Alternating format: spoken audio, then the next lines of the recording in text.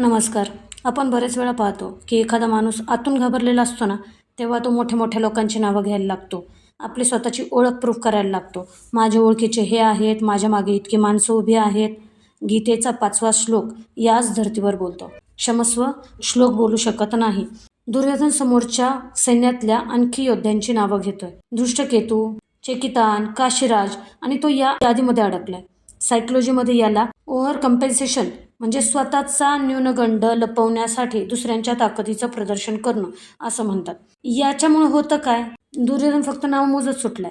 जेव्हा आपण मानसिकदृष्ट्या कमकुवत असतो ना, तेव्हा आपण फक्त अशा गोष्टींवर लक्ष देतो की आपल्याला ज्या डिस्टर्ब करतील. त्याला वाटतं की जितकी नावं जास्त तो घेईल तितकं तो अजून सावध राहील, पण प्रत्यक्षात तो स्वतःचीच भीती वाढवत चाललाय. बरोबर ना?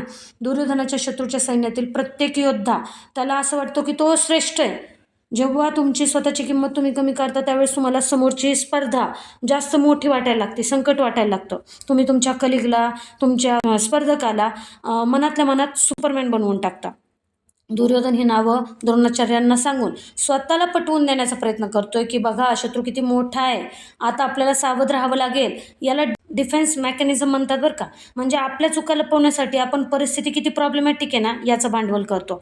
आता ह्याचा आपल्या आत्ताच्या युगात काय घ्यायचा अर्थ, ओळखीच्या मोठ्या लोकांच्या नावाच्या मागे अजिबात लपू नका. अनेक लोक म्हणतात की माझी ओळख मोठ्या मंत्र्यांशी आहे, माझं नेटवर्क मोठं आहे. सायकोलॉजी म्हणते ज्याच्याकडे स्वतःचं कर्तृत्व नसतो तो दुसऱ्यांच्या नावाचा आधार घेतो. तुमचं नेटवर्क तुमची ताकद वाढवू शकते, पण ते तुमची जागा घेऊ शकत नाही. दुसऱ्यांच्या यशाने अजिबात दबू नका, कमजोर समजू नका. जर त्या क्षेत्रामध्ये खूप दिग्गज लोक असतील तर त्यांना बघून घाबरण्यापेक्षा त्यांच्याकडून शिका. त्यांना महारथी मानून स्वतःला बिचारा समजू नका. गर्दीत स्वतःला हरवू नका. आयुष्याच्या युद्धात तुमच्या मागं किती माणसं आहेत याच्यापेक्षा तुमच्यात किती ताकद आहे हे जास्त महत्त्वाचं असतं. मला एकच विचारायचं आहे, तुम्ही तुमची ताकद तुमच्या स्वतःच्या कर्मात शोधताय की दुसऱ्यांच्या नावांमध्ये? लक्षात ठेवा, दुसऱ्याची मोठी यादी वाचून तुमचं यश निश्चित होत नाही. तुमच्या आतल्या वीराला, तुमच्या आतल्या शूराला जागं करा, गर्दीच्या मागे लपलेल्या भीतीला नाही. उद्या आपण रात्री पुन्हा भेटूयात बरोबर 9 वाजता.